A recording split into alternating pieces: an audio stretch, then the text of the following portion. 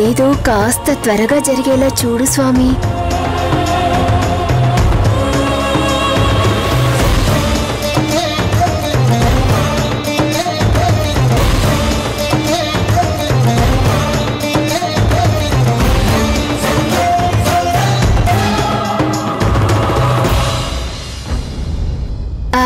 Hi aunty. Hi aunty. ఎలా ఉన్నారా aunty? బాగున్నాను. నువ్వెలా ఉన్నావు? I'm fine aunty. అవును, గుడికి మీరొక్కరే వచ్చారా? అవును, నేను కూడా ఒక్కదాన్నే వచ్చాను ఆంటీ. ఎందుకో తెలుసా? నా లవ్ సక్సెస్ అవ్వాలని. అందుకే ఇలా గుళ్ళు గోపురాలు తిరుగుతున్నాను, పూజలు చేస్తున్నాను, ఉపవాసాలు కూడా ఉంటున్నాను. ఇంకా చెప్పాలంటే గౌతమ్ సార్ కోసం నేను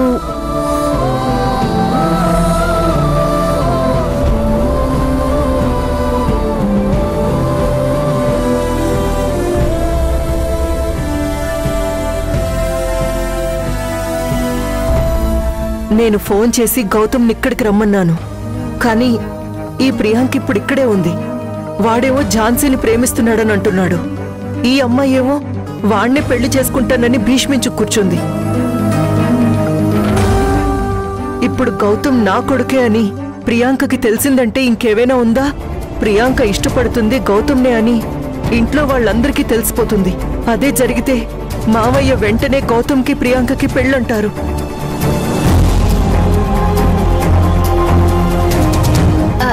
ఆంటీ, ఆంటీ, ఏం ఆలోచిస్తున్నారు? ఏం లేదు. నేను చెప్పేది వింటున్నారా? వింటున్నా. ఆంటీ, నిజం చెప్పాలంటే గౌతమ్ సార్ అంటే నాకు ప్రాణం, నా ప్రపంచమే తను. ఏ రోజైతే నా మనసులో తన మీద ప్రేమ పుట్టిందో ఆ రోజు నుంచి ప్రతి క్షణం తన ధ్యాసలోనే ఉన్నాను.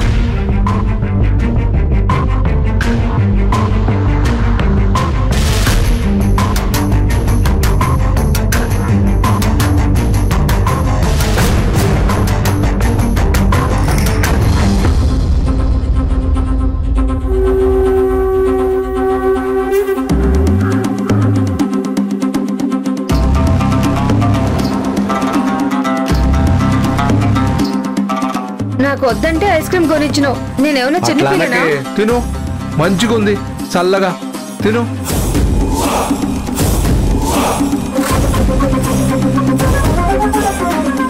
రాజయ్య, నువ్వు ఒక జిత్తుల మారిన నక్కవి. నీ లాభం కోసం ఏమైనా చేస్తావు, ఎంతకైనా దిగజారుతావు.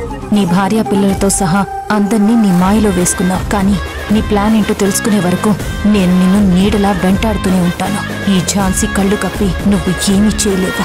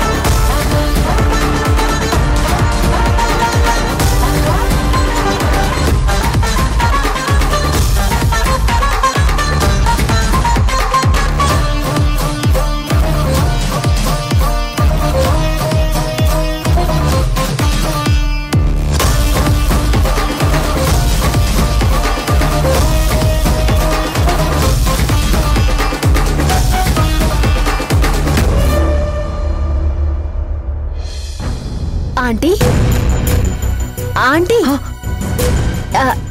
ఏమైంది? ఎందుకలా ఉన్నారు? ఏం లేదు. లేదా ఆంటీ, మీరు మొన్న మా ఇంటికొచ్చినప్పుడు చాలా హుషారుగా ఉన్నారు, కానీ ఈ రోజు మాత్రం ఏదో దిగులుగా ఉన్నట్టున్నారు. అలాంటిదేం లేదు. మీరు అబద్ధం చెప్తున్నారని నాకు అర్థమవుతుంది. కానీ మీ బాధ ఏంటో నాకు చెప్పకపోయినా ఆ దేవుడికి చెప్పుకొని అక్కడున్న చెట్టుకి ముడుపు కట్టండి.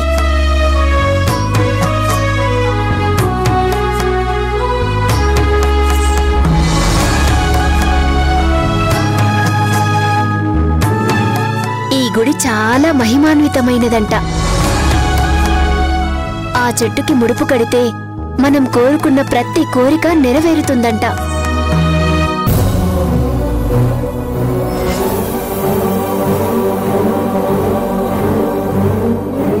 ఇన్ఫాక్ట్ నా లవ్ సక్సెస్ అవ్వాలని నేను కూడా ఆ చెట్టుకి ముడుపు కట్టాను. పదండి, మీరు కూడా కడుదురు. వద్దమ్మా. అలా అనకండి ఆంటీ, మీ మనసులో ఏదో బాధ ఉంది. అది పోవాలని మొక్కుకొని ముడుపు కట్టండి. ఖచ్చితంగా మీరు అనుకున్నది జరుగుతుంది. పదండి ఆంటీ, రండి.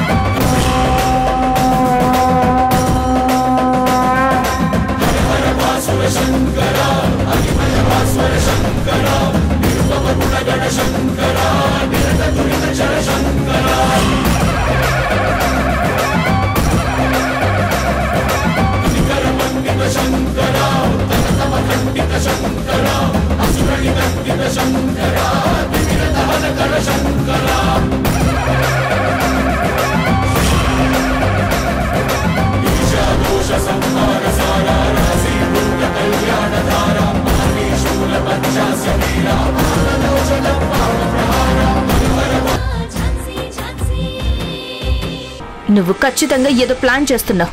అందుకే నీకు కాల్ చేసిన వాడితో కేసు, స్వీటీ, డబ్బు అని ఏదేదో మాట్లాడావు. అదేం లేదు మేడం, కోర్టు కేసు కదా, పైసలు రెడీ చేయమన్నా గంతే. నన్ను నమ్ముర్రి. అవునా? నువ్వు చెప్తుంది నిజమని నేను నమ్మాలంటే నువ్వు ఎవరితో మాట్లాడావో నాకు తెలియాలి. ఆ ఫోన్ ఇలా ఇవ్వు. నేను ఇయ్యను మేడం. మర్యాదగా అడుగుతున్నాను, నీ ఫోన్ ఇవ్వు. నేనెందుకు ఇయ్యాలి మేడం? అస్సలు ఇయ్యను. ఇవ్వమంటున్నాను కదా. ఇయ్యనని చెప్తున్నా కదా మేడం. ఇస్తావా లేదా? అరే వదులు మేడం.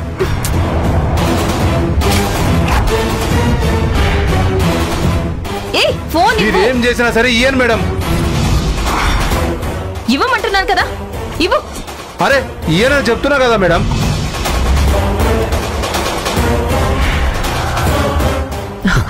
గౌతమ్. అమ్మా, ఏంటమ్మా నువ్వు? ఎక్కడికి వెళ్ళావు? నువ్వు కనిపించకపోయేసరికి నేనెంత కంగారు పడ్డానో తెలుసా? అయినా ఫోన్ ఎందుకు లిఫ్ట్ చేయలేదు? మళ్ళీ చేస్తే స్విచ్ ఆఫ్ వస్తుంది. ఛార్జింగ్ అయిపోయింది గౌతమ్. సరే, ఏదో ముఖ్యమైన విషయం మాట్లాడాలన్నావు కదా, ఏంటమ్మా అది? నాన్న గౌతమ్, నా మనసులో లేదురా. అందుకే కాస్త ప్రశాంతత కోసం గుడికొచ్చాను. అయినా కూడా ఏం లాభం లేదు నాన్న. నీతో మాట్లాడితేనే నా మనసు కాస్త కుదుట పడుతుంది. అందుకే నీకు ఫోన్ చేసి రమ్మన్నాను. అమ్మా, నీరసంగా కనిపిస్తున్నావు. అంటే ఉదయం నుంచి నువ్వేం తినలేదు కదా? ఉపవాసం ఉన్నావు కదా? నా గురించి వదిలేరా. ఎందుకమ్మా ఇలా చేస్తున్నావు? అసలు నువ్వేమీ తినకుండా ఉండడం ఏంటి? ముందింటికి వెళ్దాం పద. వెళ్దాం నాన్న, కానీ నేను చెప్పేది ఒకసారి విను. సరేనమ్మా, అదేదో ఇంటికి వెళ్ళాక చెప్దు గాని పద. గౌతమ్, చెప్తే వినవేవ్రా? నీతో ఒక ముఖ్యమైన విషయం మాట్లాడాలి. అది మాట్లాడేంత వరకు నేను ఇక్కడి నుంచి కదలను. అరే ఏం మేడం ఇది? వదులు మేడం, వదులు మేడం. అరే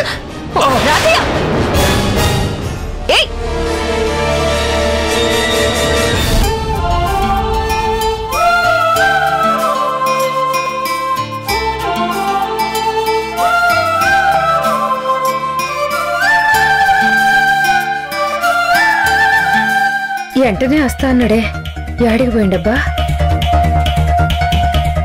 పాండి బిడ్డ మీ నాయన ఏడనే ఉంటాడు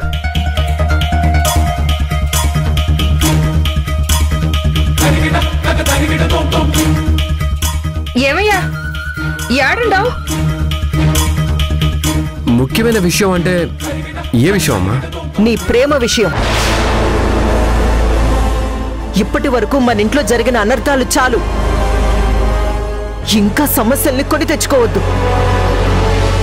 ప్రేమ పేరుతో చెట్టంత కొడుకుని పోగొట్టుకున్నాను. ఇప్పుడు నువ్వు కూడా మళ్ళీ అదే తప్పు చేస్తున్నావేంటి నాన్నా? మీ అన్నయ్య ఎవరినైతే ప్రేమించి పెళ్లి చేసుకుని మనందరికీ దూరం అయ్యాడో ఆ రాధ చెల్లెలు ఝాన్సీనే నువ్వు ప్రేమిస్తున్నావు. మీ తాతయ్య మీ అన్నయ్య వల్లే మీ నాన్నమ్మ చనిపోయిందని కోపంతో రగిలిపోతుంటారు. అది నువ్వు చూస్తూనే ఉన్నావు కదా.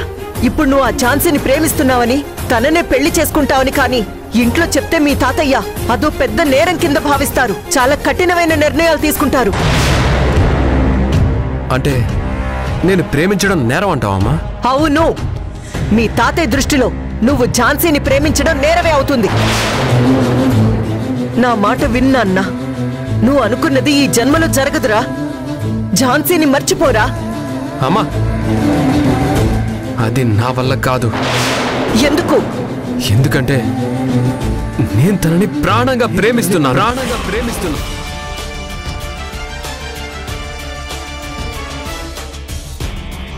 మరైతే నువ్వే ప్రాణమని బతుకుతున్నా నా పరిస్థితి ఏంట్రా? ఎందుకురా? ఎందుకు అమ్మాయి ప్రేమ కోసం కన్న తల్లిని క్షోభ పెడతారు? నేనేం పాపం చేశానురా? మీ అన్నయ్య కూడా అలాగే చేశాడు. ఇప్పుడు నువ్వు కూడా అలాగే చేస్తున్నావు. అమ్మా, అమ్మా అనే పిలుపు వినే భాగ్యం లేకుండా చేస్తావా? లేదు, నువ్వు మీ అన్నయ్యలాగా నాకు దూరం కాకూడదురా. నా చివరి శ్వాస వరకు నువ్వు నా పక్కనే ఉండాలి. కానీ అది జరగాలంటే నేను చెప్పినట్టు నువ్వు చెయ్యాలి. ఏంటమ్మా నువ్వు అనేది? ఒక్క నిమిషం ఉండు.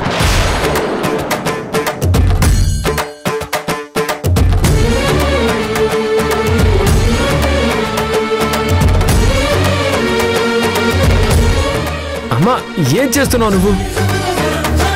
ఈ దేవుడి సన్నిధిలో నువ్వు ఝాన్సీని మర్చిపోతానని ఈ హారతి మీద ప్రమాణం చెయ్యి.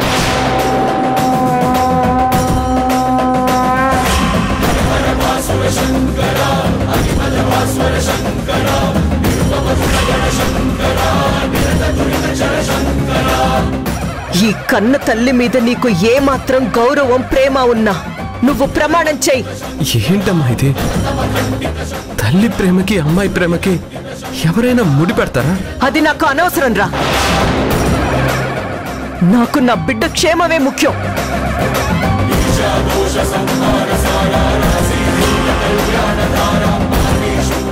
ఆల్రెడీ ఒక కొడుకుని పోగొట్టుకుని నేనెంత బాధ అనుభవిస్తున్నానో నాకు మాత్రమే తెలుసురా. క్షణక్షణం నరక యాతన అనుభవిస్తున్నాను.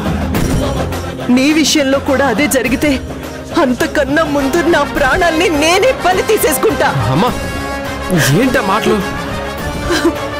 ప్లీజ్ అమ్మా, ఇంకోసారి ఇలా మాట్లాడొద్దు. అవి మాటలు కాదురా, నిజంరా. అమ్మా, అవును గౌతమ్, నా క్షేమం కోరుకునేవాడివే అయితే నువ్వు ఝాన్సీని మర్చిపోతానని ప్రమాణం చెయ్యి.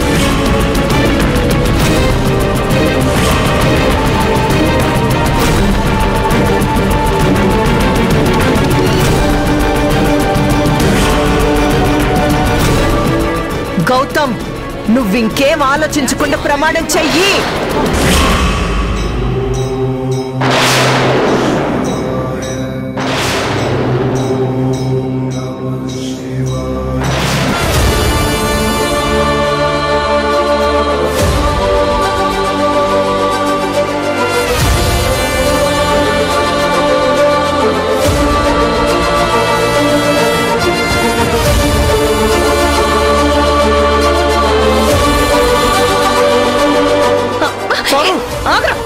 ఫోన్ నాదే సారు. గౌతమ్ గారు ముందు ఫోన్ తీసుకోండి. సారు నా ఫోన్ నాకు ఇచ్చేయండి సారు. అరే సారు గౌతమ్ గారు ఇవ్వద్దు. ఈరు సారు. ఇవ్వద్దు గౌతమ్ గారు. రాజయ్య ఆ ఫోన్ లో ఎవరితోనో స్వీటీ గురించి మాట్లాడాడు. అందులో ఉన్న నెంబర్ ఎవరితో చెక్ చేయండి. గదేం లేదు సారు. నా ఫోన్ నాకు ఇచ్చేయరు సారు. ఇస్తాను. నీ ఫోన్ నేనేం చేసుకుంటాను. కానీ నువ్వెవరితో మాట్లాడావో ఆ నంబర్ చెక్ చేసి ఇస్తాను. ఓకేనా సారు? నా మాట వినరు సారు. నా ఫోన్ నాకు ఇచ్చేయరు సారు. ఆగమని చెప్తున్నాను కదా. లేదు సారు, నా ఫోన్ నాకు ఇచ్చేయండి సారు. రేయ్, నిజంగానే నువ్వేదో తప్పు చేస్తున్నావు. లేదు సారు, అదేం లేదు. మరెందుకైతే అడ్డుపడుతున్నావు? అరే నా ఫోన్ ఎవరు శూన్యకి ఇలే సారు. మర్యాదగా చెప్తున్నాను కదా. చెప్పు, పాస్వర్డ్ ఏంటో చెప్పు. లేదు సారు, నా ఫోన్ నాకు ఈరి. ఆగు.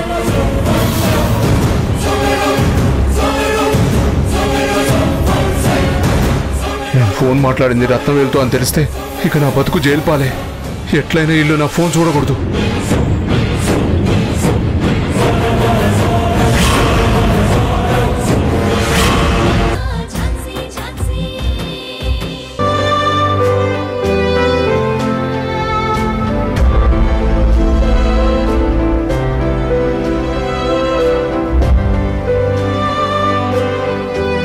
అమ్మా, జ్యూస్ తాగు.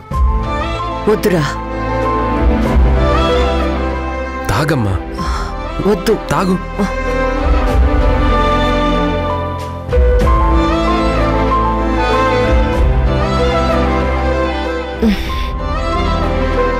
చాలు.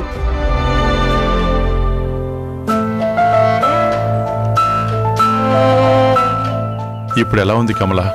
డాక్టర్కి ఫోన్ చేయనా? పర్లేదండి. ఏంటి కమల ఇది? అసలే నీకు ఒంట్లో బాలేదు కదా. అయినా కూడా ఈ ఉపవాసాలు దీక్షలు ఎందుకు చేస్తున్నావు? గౌతమ్, అమ్మ హెల్త్ కండిషన్ తెలిసి నువ్వెలా గుడికి తీసుకెళ్ళావురా? పోనీ గుడికెళ్లే ముందు నాకు చెప్పాలి కదా. నేను ఏదో ఒకటి చేసి మీ అమ్మకి సర్ది చెప్పేవాడిని కదా. అడుగుతుంటే మొహాలు చూసుకుంటారేంటి? వాళ్ళేం చెప్తారన్నయ్య?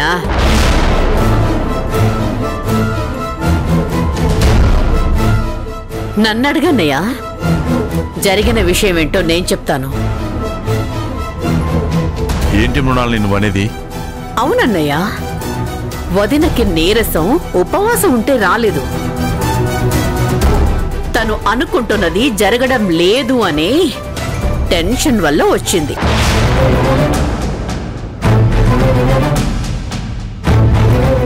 అసలు ఈ అమ్మా కొడుకులిద్దరూ భక్తితో గుడికి వెళ్ళలేదు. నా క్లయింట్ రాజయ్యను బెదిరించడానికి వెళ్లారు. వీళ్ళని అలా నడిపించిన దేవత ఎవరో తెలుసా? ఆ ఝాన్సీ.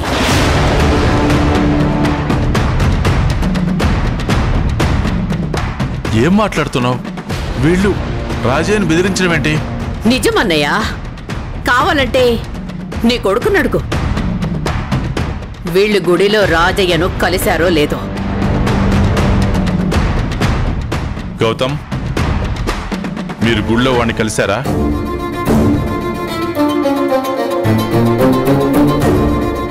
చెప్పరా, కలిశారా లేదా? కలిశాను.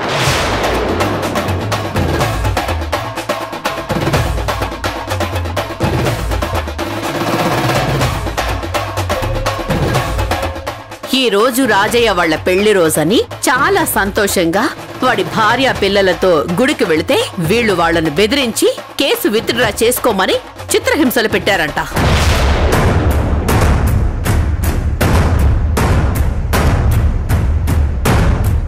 నువ్వే చెప్పన్నయ్యా, అసలు ఇలా ఎవరైనా చేస్తారా? అలా చెయ్యాల్సిన అవసరం వీళ్ళకేముంది? అత్తయ్య, అసలు నువ్వేమంటున్నావో నాకేం అర్థం కావట్లేదు. వాణ్ణి చిత్రహింసలు పెట్టడం ఏంటి? ఈ విషయం నీకెవరు చెప్పారు? ఆ రాజయ్యే ఫోన్ చేసి చెప్పాడు. వాడు చెప్తే నమ్మేస్తావా? నమ్మేలా నువ్వు ప్రవర్తిస్తున్నావు కదా. ఇంతకు ముందు ఆ రాజయ్యని కస్టడీలోకి తీసుకున్నావు కదా, అలానే ఇప్పుడు కూడా బెదిరించి ఉంటావు. అయినా ఏంటి గౌతమ్ ఇది? ఎందుకు ఆ ఝాన్సీ ఏది చెప్తే అది గుడ్డిగా నమ్మేస్తున్నావు? తను చెప్పిందని నీ లిమిట్స్ ని నువ్వే క్రాస్ చేసేస్తావా? అసలు ఒక పోలీస్ ఆఫీసర్ ఇలా చేస్తాడా?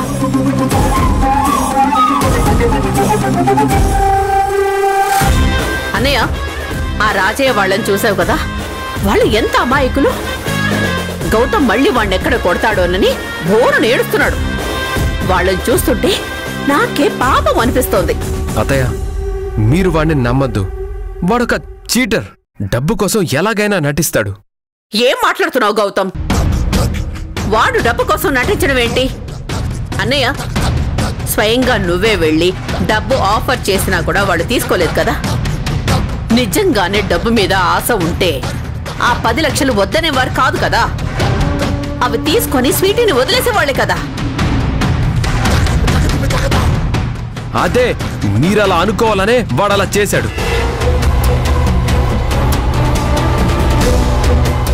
నిజం చెప్పాలంటే మీ అందరూ వాడి మాయలో పడిపోయారు.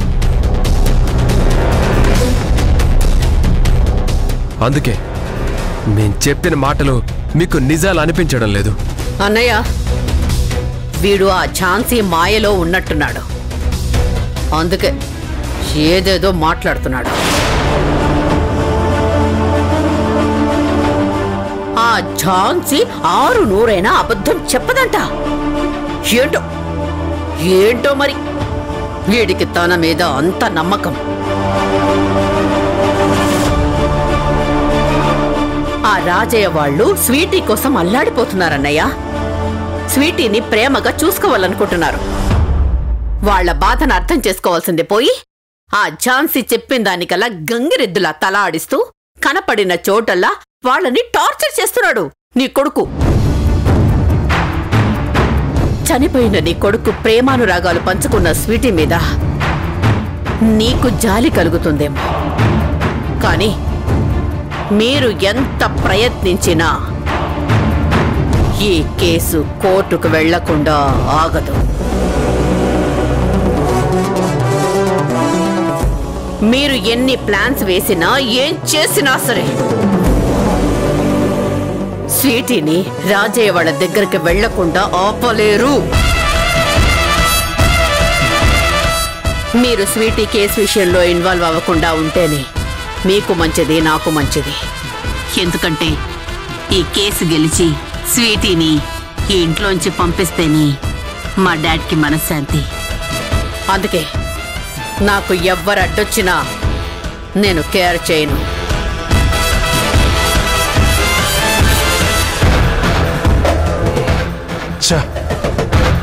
ఇంట్లో నన్ను తలెత్తుకోకుండా చేస్తున్నారు కదరా.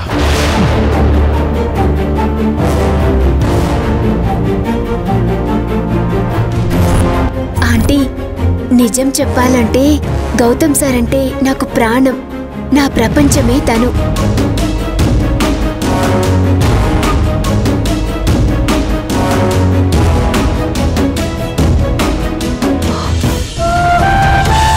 నాన్న గౌతమ్, నేను చెప్పేది వినరా. ఏంటమ్మా? ప్రియాంకకేం తక్కువరా. చాలా అందంగా ఉంది, అందరితోనూ కలిసిపోతుంది, చాలా సరదాగా ఉంటుంది.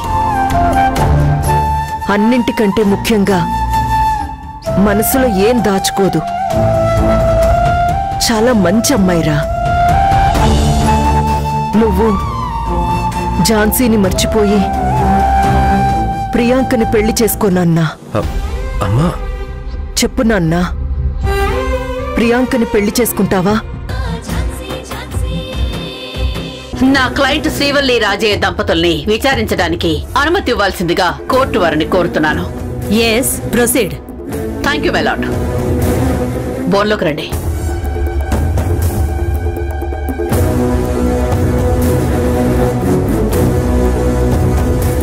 నమస్తే మేడము. నమస్తే మేడం. మీ పేర్లు చెప్పండి. రాజయ్య. శ్రీవల్లి. మీకు ఎంతమంది పిల్లలు? 3. 2 ఆడపిల్లలు 1 మగపిల్లాడు. కానీ మా పెద్ద బిడ్డ మా కాడలేదు, వేరే వాళ్ళ కాడ పెరుగుతుంది. గా విషయం మీదే ఇట్లా కోర్టుకొచ్చినాం.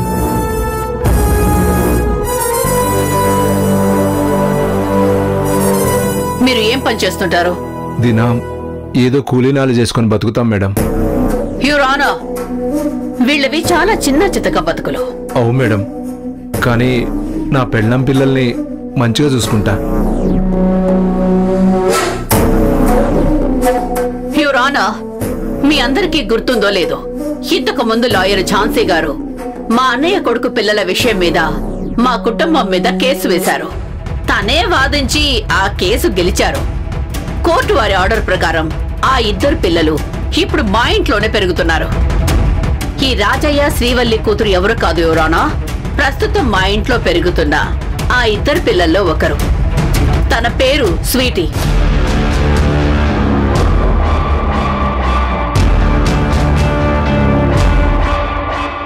అసలు స్వీటీ ఒక అనాథ అని ఈ ఝాన్సీ గారు మాకెప్పుడు చెప్పలేదు. ఆ పిల్లల వల్లే ఈ విషయం మా అందరికీ తెలిసింది. అంటే కుట్రపూరితంగా కావాలనే విషయం దాచిపెట్టారు.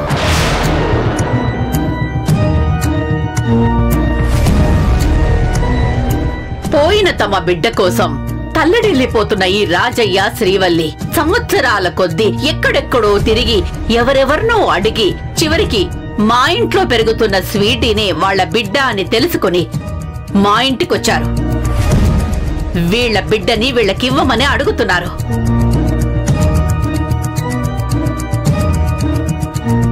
వీళ్ళే స్వీటీ కన్నవాళ్ళని ఏదైనా ప్రూఫ్ ఉందా? ఎస్ యువర్ ఆనర్, ప్రూఫ్ ఉంది.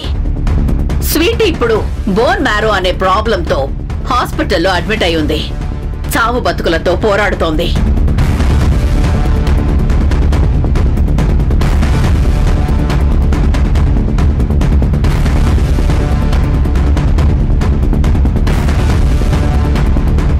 ఇప్పుడు ఇమ్మీడియట్ గా స్వీటీకి బోన్ మ్యారో ట్రీట్మెంట్ జరిగితేనే తను ప్రాణాలతో ఉండగలదు.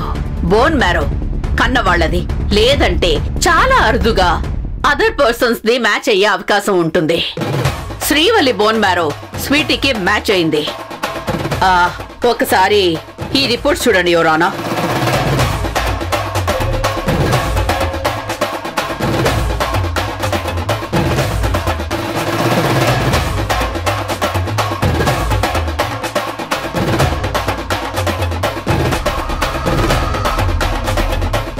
ఎస్, మ్యాచ్ అయ్యాయి. యువర్ ఆనర్, రాజయ్య చాలా అమాయకుడు. ఉన్న దాంట్లోనే భార్య పిల్లల్ని సంతోషంగా చూసుకుంటున్నాడు. పుట్టగానే దూరం అయిపోయిన కూతుర్ని తలుచుకుంటూ వీళ్ళిద్దరూ ఏడవని రోజంటూ లేదు. ఇప్పుడు వీళ్లే తనని అల్లారి ముద్దుగా పెంచుకోవాలని ఆశపడుతున్నారు your honour. Objection your honour.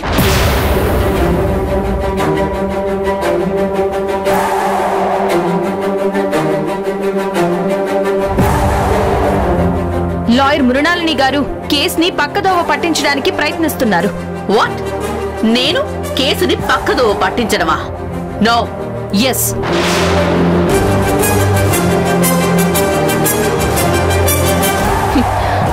ఈ రాజయ్య ఒక దొంగ. అసలు పురిట్లో ఉన్న తన బిడ్డని అమ్మడానికి తనే ఎత్తుకుపోయి చెత్తకుప్ప దగ్గర పడేశాడు.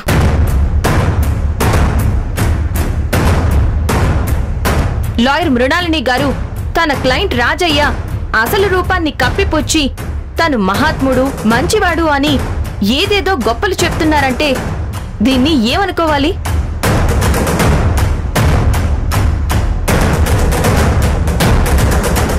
చెప్పండి మేడం, కేసుని పక్కదోవ పట్టించడమే అంటారు కదా? నో యువర్ ఆనర్, ఝాన్సీ గారు అబద్ధం చెప్తున్నారు. ఆ అవసరం నాకు లేదు యువర్ ఆనర్. మీరు అనుమతిస్తే బోన్లో ఉన్న ఈ రాజయ్య చరిత్ర ఎంత గొప్పదో నేను నిరూపిస్తాను. Permission granted. Thank you your honour. Srivalli, మీరిప్పుడు స్వీటీ మీకు కావాలి అని కేసు వేశారు కదా? అవు మేడము. మరి తను మీకు ఎలా దూరమైంది? నా బిడ్డ పుట్టగానే ఎత్తుకుపోయిండు. అదే, ఎవరు ఎత్తుకుపోయారు?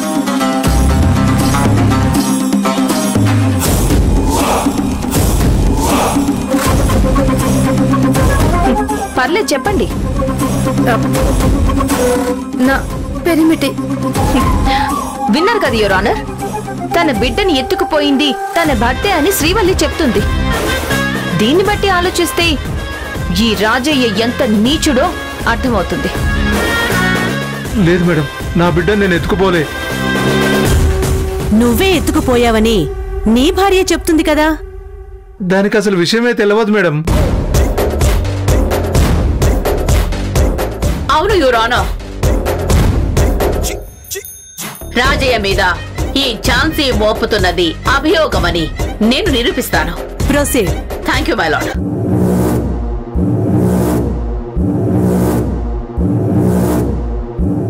శ్రీవల్లి, అంటే నీ భర్తే నీ కూతుర్ని ఎత్తుకుపోయాడు అంటావు? అవు మేడము.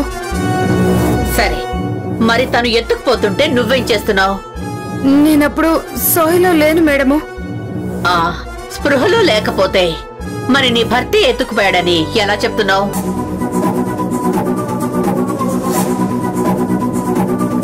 నేను కళ్ళు తెరిచి చూసేసరికి నా బిడ్డ లేదు. దావకర్ణుళ్ళు నా పెనిమిటే నా బిడ్డని ఎత్తుకుపోయిండని చెప్పిండ్రు. అంటే రాజయ్య నీ బిడ్డని ఎత్తుకుపోవడం నువ్వు చూడలేదు? అవు మేడము. హాస్పిటల్ వాళ్ళు అలా చెప్పారని నువ్వు అలా చెప్తున్నావన్నమాట. అవు మేడము.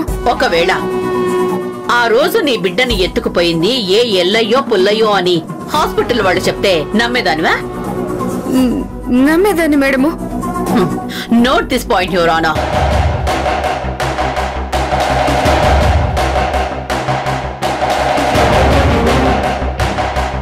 హాస్పిటల్లో వాళ్ళు స్వీటీని ఎత్తుకుపోయింది రాజయ్య అని చెప్పారు కాబట్టి శ్రీవల్లి అలా చెప్తోంది, అంతేగాని తను చూడలేదు. ఈ అర్థం లేని పాయింట్ తో కేసు తన వైపుకు తిప్పుకోవాలని ఝాన్సీ గారు ట్రై చేస్తున్నారు. నో యువర్ ఆనర్, ఈ రాజయ్య పచ్చి తాగుబోతు. తాగుడు కోసం ఎంతకైనా దిగజారుతాడు. లే మేడము, నా పెరిమిటి ఇప్పుడు మారిపోయిండు. నన్ను నా పిల్లల్ని మంచిగా చూసుకుంటుండు. స్వీటీ నా తొలసూరు బిడ్డ. ఈ చేతులతో దాన్ని పెంచి పెద్ద చేయాలి, కానీ దాని ముఖం కూడా చూసుకొని దురదృష్టవంతురాల్ని.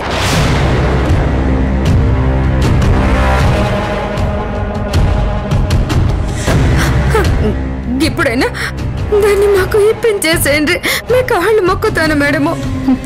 లేదు యువర్ ఆనర్, చట్ట ప్రకారం స్వీటీ ఇప్పుడు వీళ్ళ బిడ్డే కాదు. మా అక్క బావలు అంటే రాధా రాకేష్లు స్వీటీని దత్తత తీసుకున్నారు. చాలా ప్రేమగా అల్లారు ముద్దుగా పెంచుకున్నారు. చట్ట ప్రకారం స్వీటీని మా అక్క బావలు దత్తత తీసుకున్న డాక్యుమెంట్స్ ఇవి.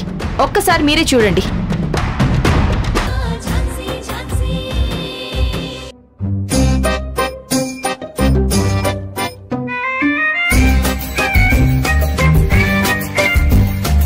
ఏమండి, కాఫీ తీసుకోండి.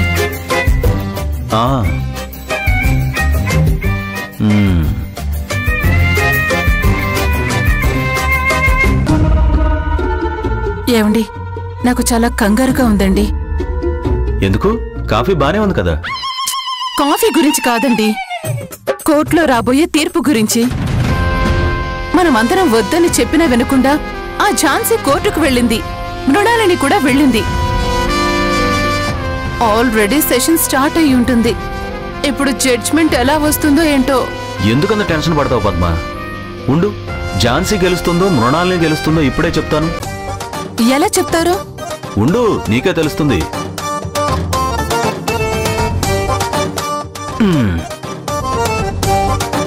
ఈ గులాబీ రేకుల్ని ఝాన్సీ మృణాలిని పేర్లు చెప్తూ ఒక్కొక్కటిగా తెంపుతాను. చివరికి ఎవరి పేరు వస్తుందో వాళ్లే విన్ అవుతారు. ఓకేనా? భలే ఉందండి.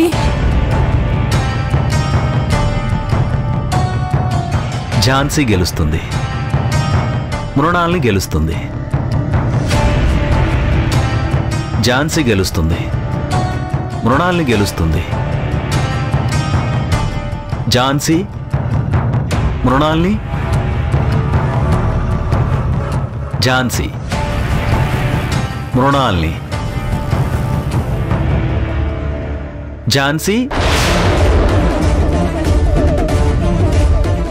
మృణాల్ని. అంటే మృణాలిని గెలుస్తుంది కదండి? లేదు, ఝాన్సీయే గెలుస్తుంది. ఆహా లేదండి, మీరు తొండాడుతున్నారు. లాస్ట్ లో మృణాలిని గెలిచిందని అన్నారు కదా. అదేం లేదు, ఝాన్సీనే గెలుస్తుంది. అయినా ఝాన్సీ మీద మృణాల్ని గెలవగలదా? రై చంద్రమోహన్, ఏంట్రా ఇది? ఏం చేస్తున్నావు నువ్వు? ఈ పెద్ద మనిషి ఎప్పుడొచ్చారు? నిన్ను చూస్తుంటే నాకు డౌట్ వస్తుందిరా. ఏం డౌట్ నాన్న? అసలు నువ్వు మన ఇంట్లో మనిషివేనా? స్వీటీ అనాథని రాకేష్ దత్తత తీసుకున్నట్లు నేనేమన్నా నిన్ను దత్తత తీసుకున్నానా? నువ్వు నా కడుపులో పుట్టావు కదా, కానీ ఇలా తయారయ్యేమిట్రా? నేను ఇంత టెన్షన్ పడుతుంటే నువ్వేమిటి తేలిక తీసుకుంటున్నావు? ఆ ఝాన్సీకి సపోర్ట్ చేస్తావేమిట్రా? నాన్న కోప్పడకండి. అయినా నేను మీ కొడుకునైనంత మాత్రాన మీ బుద్ధులు మీ ఆలోచనలే రావాలంటే ఎలా? రేయ్ ఇక చాలు. పద్మ, ముందు వాడిని నా కళ్ళ ముందు నుంచి తీసుకెళ్ళు. ఒళ్ళు మండిపోతుంది. అదేంటి నాన్న, నా కళ్ళ ముందుకు మీరొచ్చి నన్ను వెళ్ళిపోమంటారేంటి నాన్న? ఏంటో ఇది. పద్మ! సారీ మావయ్య, మీరు ఆవేశపడకండి. మీరు పదండి, మీరు పదండి, పదండి, రండి.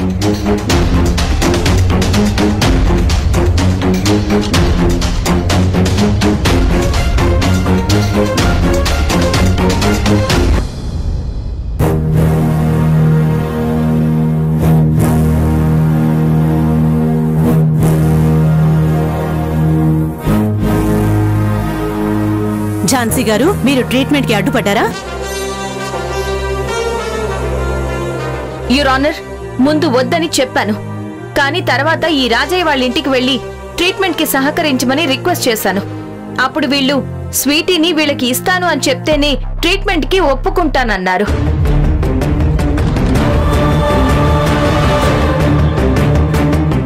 ఆ తర్వాత ఈ రాజయ్య ఒంటరిగా నా దగ్గరకొచ్చి 2 కోట్లు ఇస్తే ట్రీట్మెంట్ కి ఒప్పుకుంటాను అని, స్వీటీని కూడా వీళ్ళకి ఇవ్వాల్సిన అవసరం లేదు అని చెప్పాడు. లే మేడం, నేను పైసలు అడగలే.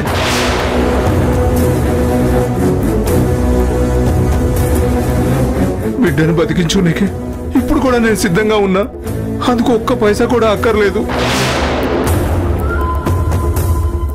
నా పెళ్ళానికి బిడ్డ అంటే ప్రాణం. బిడ్డను ఎట్లాగైనా తెచ్చుకుందామని నేను నా పెళ్ళానికి మాటిచ్చిన. మరిప్పుడు దానికి బిడ్డనివ్వకపోతే అది ఎట్లా న్యాయం అవుతుంది మేడం? మీరే చెప్పుర్రి.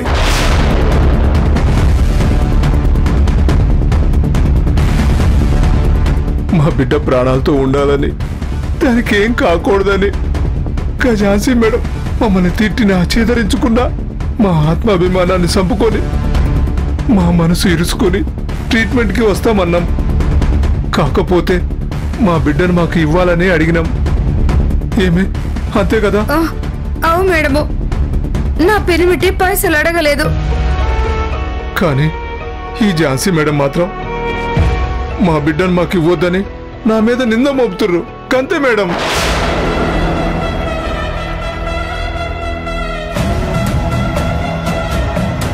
మేడం, మీకు దండం పెడతా. నా బిడ్డకి ఎప్పుడు ఏమవుతుందో అని చాలా భయంగా ఉంది మేడం. దయచేసి నా బిడ్డ నాకు అప్పగించుర్రు మేడం. వెంటనే దాన్ని బాగు చేయించుకొని మహాలక్ష్మిలా మేమే పెంచుకుంటాం మేడం. తన మాటలు నమ్మకండి యువర్ ఆనర్, తను పచ్చి మోసగాడు.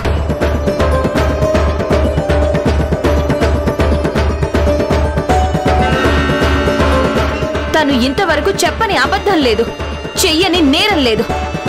తన మీద చాలా కేసులున్నాయి. ఇప్పటికి కూడా ఏదో ఒక కేసు ఫైల్ అవుతూనే ఉంది. కొన్ని కేసుల్లో శిక్ష కూడా అనుభవించాడు.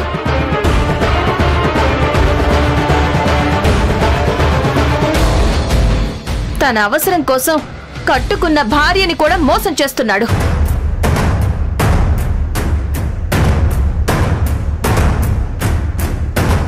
No your honour.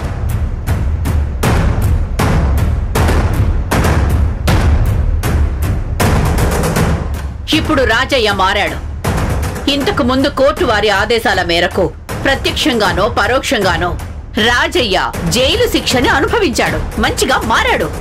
మన న్యాయ వ్యవస్థ జైళ్లను ఏర్పాటు చేసిన ఉద్దేశం కూడా అదే కదా యువరానా?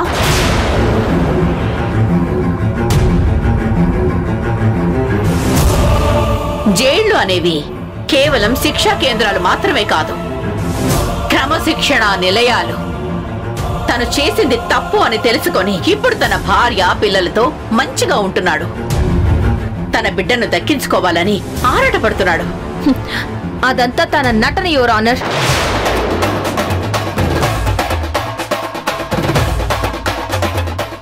మంచి అని ముసుగు వేసుకుని అందరి కళ్ళు గప్పాలని చూస్తున్నాడు. కానీ తన అసలు రంగు నాకు మాత్రమే తెలుసు.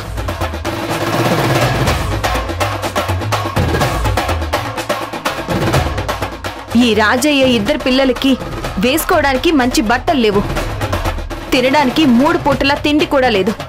ఈ రాజయ్య వ్యసనాల వల్ల తనని నమ్ముకున్న కుటుంబం చాలా నష్టపోయింది, నష్టపోతూనే ఉంది.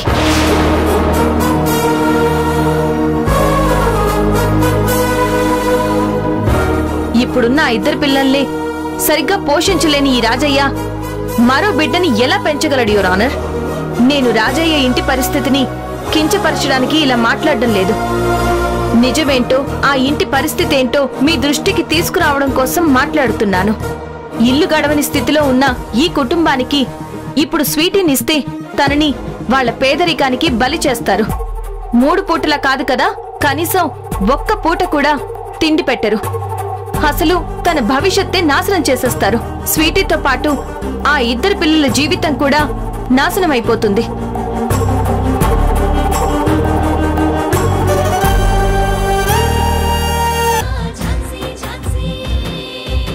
దత్తత సక్రమంగా జరిగిందా లేదా అన్న క్లారిటీ కోసం జడ్జి గారు కేసుని నెక్స్ట్ సెషన్ కి వాయిదా వేశారు, అంతే.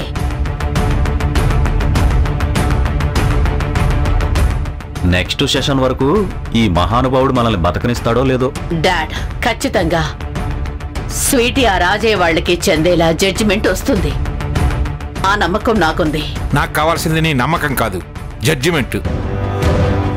మావయ్య, స్వీటీని ఏంటి?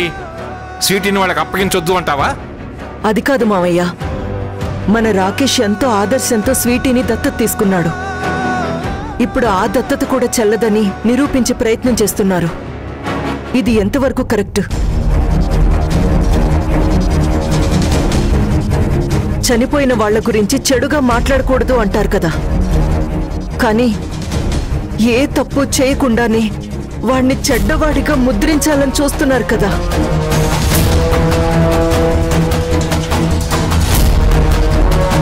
రాకేష్ స్వీటీకి మంచి భవిష్యత్ ఇవ్వాలని చాలా ఆరాటపడుంటాడు. అందుకేనేమో చనిపోయే ముందు పిల్లల్ని మనింటికి చేర్చమని ఝాన్సీ దగ్గర మాట తీసుకొనుంటాడు.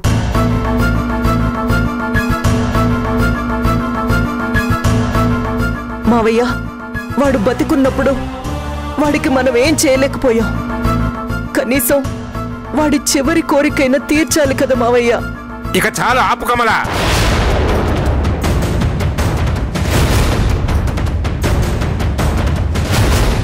అంటే స్వీటీని ఈ ఇంట్లోనే పెట్టుకోవాలి అంటావు, అంతే కదా?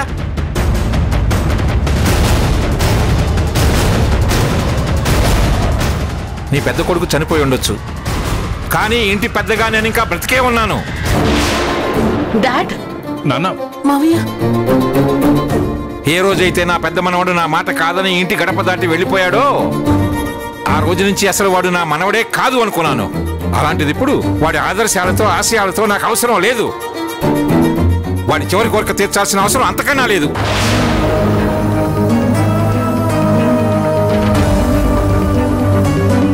నా నిర్ణయాలకు వ్యతిరేకంగా ఆ అనాథను పెళ్లి చేసుకుని నా భార్య చావుకు కారణమయ్యాడు నీ పెద్ద కొడుకు.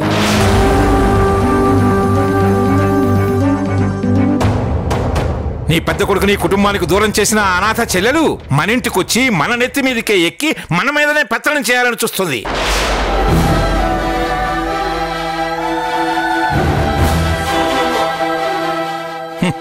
అక్క బుద్ధులు చెల్లెలకు వస్తాయంటారు కదా, అందుకేనేమో అక్కలాగే చెల్లెలు కూడా ప్రవర్తిస్తుంది. ఏంటి తాతయ్య మీరు మాట్లాడేది? అక్క చెల్లెలైనంత మాత్రాన ఒకరిలా ఇంకొకరు ఎలా ప్రవర్తిస్తారు?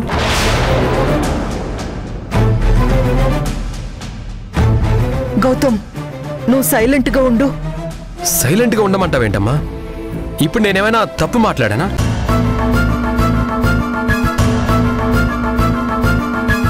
తాతయ్య, వీళ్ళు మీ కడుపున పుట్టిన వాళ్ళు. మా నాన్నలా అత్తయ్య ప్రవర్తిస్తుందా? అత్తయ్యలా బాబాయ్ ప్రవర్తిస్తాడా? గౌతమ్, బాబాయ్ మా నాన్నలా ప్రవర్తిస్తాడా? లేదు కదా. అసలు ఏం జరిగిందో తెలుసుకోకుండా అనవసరంగా ఝాన్సీని ఎందుకు నిందిస్తారు? గౌతమ్, తాతయ్యతో ఎలాగైనా మాట్లాడేది? అత్తయ్య, మాట్లాడుతున్నాను కదా, ఎందుకు మధ్యలోకి వస్తారు? గౌతమ్, ఏంట్రా నువ్వు? నాన్న, నన్ను మాట్లాడనివ్వండి.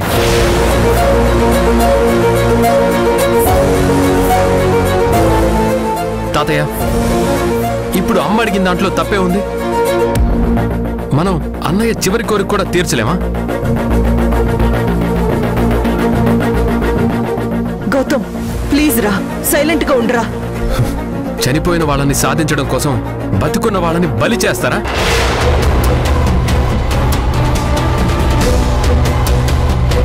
అన్నయ్య పిల్లల కోసం మనం చేయాల్సిన పనుల్ని ఝాన్సీ చేస్తుంది.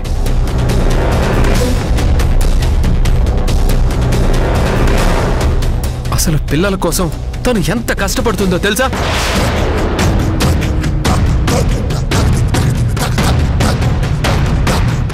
ఎంత నరకం అనుభవిస్తుందో తెలుసా? అలా అడుగు నాన్న. అడిగేవాడు లేక ఎగిరెగిరి పడుతున్నాడు ఈ పెద్ద మనిషి. కాదు, వండరాయి. అసలు ఝాన్సీ చేసిన తప్పేంటి? ఎందుకు తనని ఇలా ఇబ్బంది పెడుతున్నారు? గౌతమ్, ఏంటి నన్నే నిలదీస్తున్నావా? నిలదీయటం లేదు తాతయ్య, కొంచెం ఆలోచించమని రిక్వెస్ట్ చేస్తున్నాను.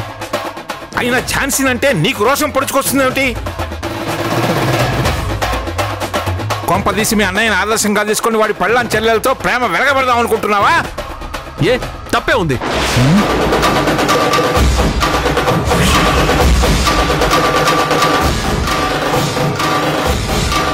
అసలు నేను గౌతమ్,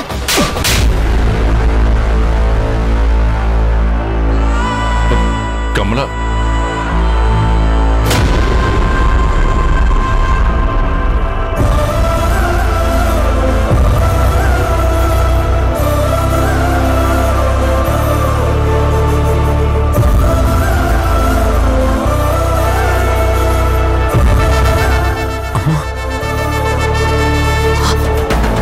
మీ తాతయ్యతో ఏం మాట్లాడుతున్నావురా నువ్వు?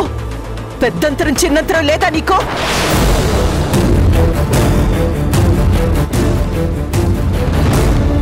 అసలు ఎవరితో ఏం మాట్లాడాలో తెలీదా నీకో?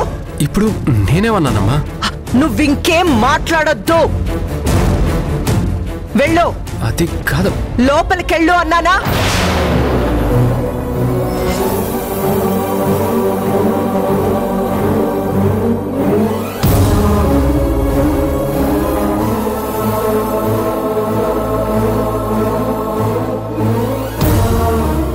గౌతమ్ ఏదైనా తప్పుగా మాట్లాడితే క్షమించండి మావయ్య.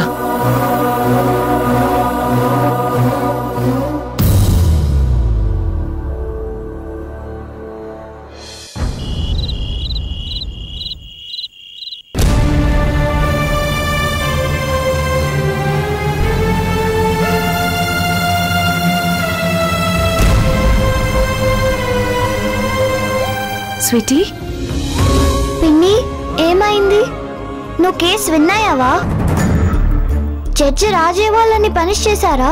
వాళ్ళని మనకి దూరంగా వెళ్ళిపోమని చెప్పారా? లేదమ్మా, కానీ ఇప్పుడు వాళ్ళది దాదాపు అలాంటి పరిస్థితి.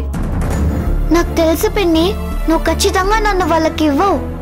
అందుకే నీకొక గిఫ్ట్ రెడీ చేశాను.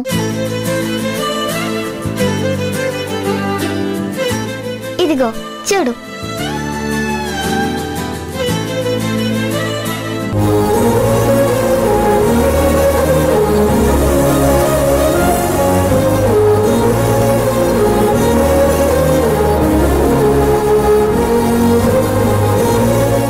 ఎవరనుకున్నావు? మా పిన్ని, the great lawyer, the warrior.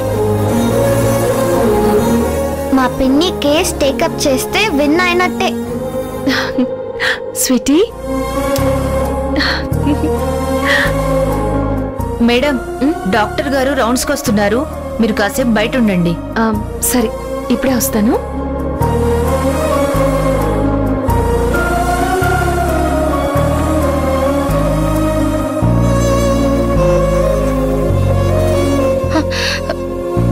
అక్క, ఏంటక్క ఇది?